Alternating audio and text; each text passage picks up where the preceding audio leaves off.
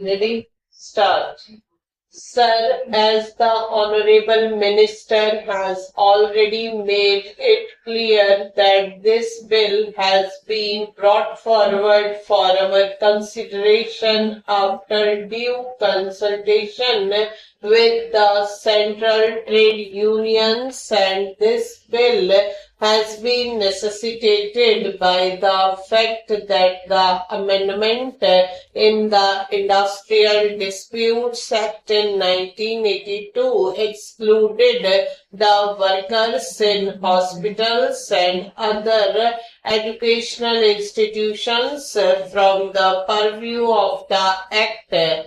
This means that a hospital or an educational institution cannot be called an industry, and if it cannot be called an industry, all those who are working in those institutions cannot get the benefit from the Industrial Disputes Act of any kind.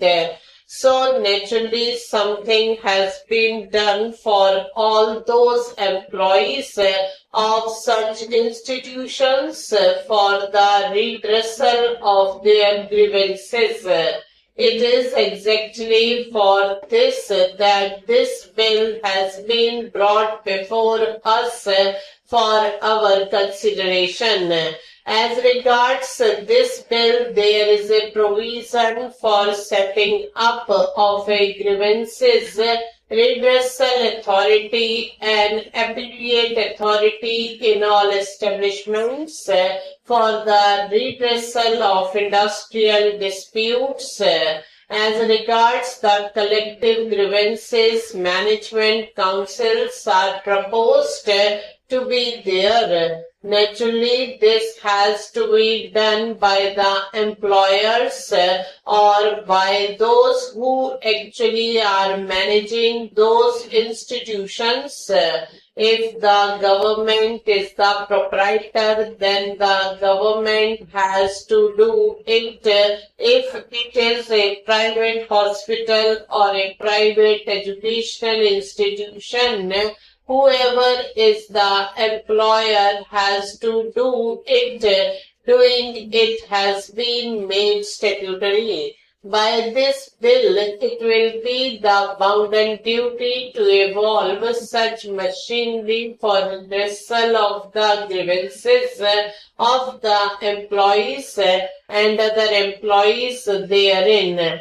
So, since this bill has been brought forth in consultation with the concerned central trade unions, there is not much to oppose the content of this bill.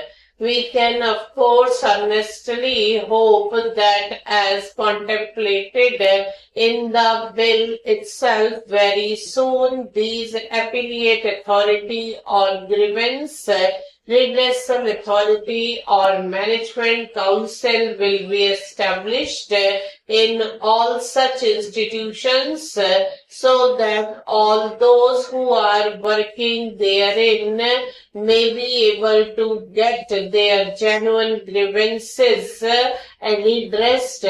As a matter of fact, last year our CGHS doctors went on strikes in Delhi. Similarly, the PCMS doctors in Punjab also went on agitation. Somehow these doctors, whether it is this state or that state, have been agitating and going on strike. Why do they go on strike? As a matter of fact, they do not enjoy the right to strike, just as university teachers, about whom I made a special mention today only. Again, they are going to agitate. Why do they go on strike? Although they do not have the right to strike, why do they go on strike? That is what I am saying.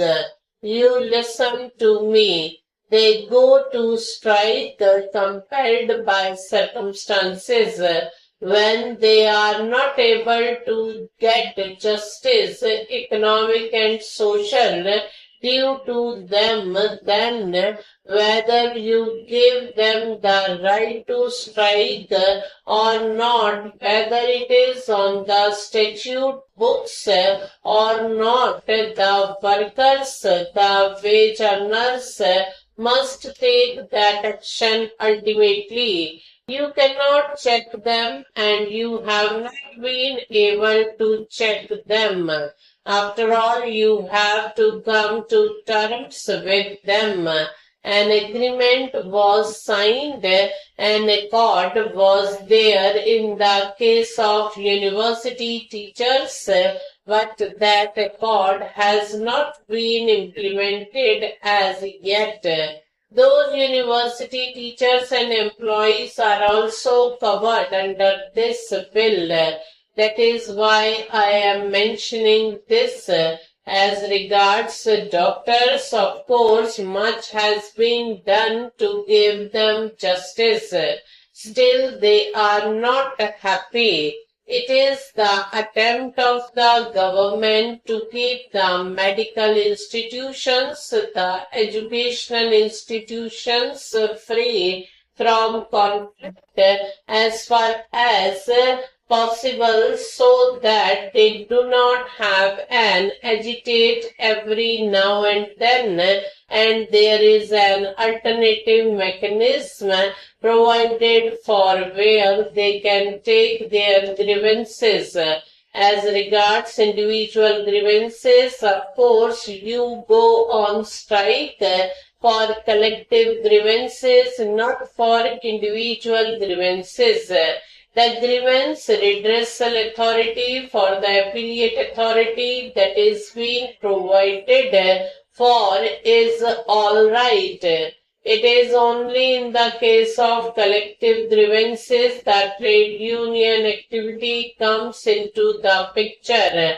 But that also comes into the picture if necessary. Otherwise, if the collective grievances can also be met through negotiations, through arbitration and in other ways, then the question of direct action may not arise at all. So, at least so far as individual grievances are concerned, this will go a long way in settling them and keeping the working force happy. As regards collective grievances also, I personally think that the mechanism that is now being provided for will go a long way to eliminate conflicts. What I mean to say is that so far as hospitals are concerned or educational institutions are concerned, I would request the government to make all possible efforts to extend the justice due to them. They must have justice if they can get it like other personnel in services. Stop.